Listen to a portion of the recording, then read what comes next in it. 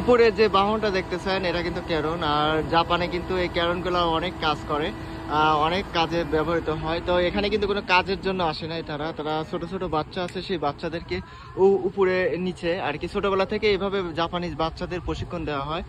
তারা কিন্তু উপরে ভ্রমণ করতেছে, আর এটার একটাই কারণ যে ছোটবেলা থেকে তাদের এই প্রশিক্ষণ দেওয়ার কারণে তারা কিন্তু জাপানের ভবিষ্যতে কোনো উদ্ধারকর্মী হিসাবে কাজ করতে পারবে, এবং সাধারণ নাগরিক হলেও কিন্তু তারা চেষ্টা করবে যে আমি কোনো একটা কাজে দক্ষতা অর্জন করার জন্য।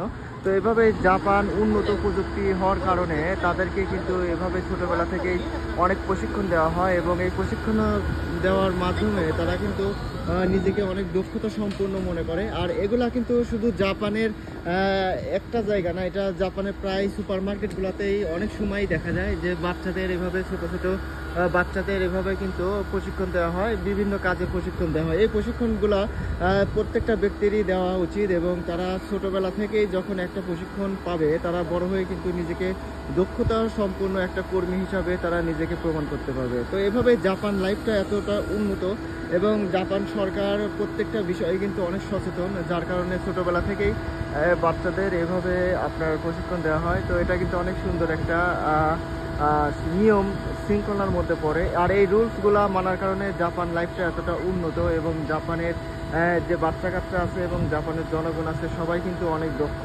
এভাবে কিন্তু জাপান লাইফটা অনেক এগিয়ে চলতেছে, অনেক সুন্দর, অনেক ভালো, এবং অনেকটাই মনোমুগ্ধকর একটা পরিবেশ। ছোট ছোট বাচ্চা তারা কিন্তু ছোটবেলা থেকেই এই জিনিসগুলো অনেক উপভোগ করে।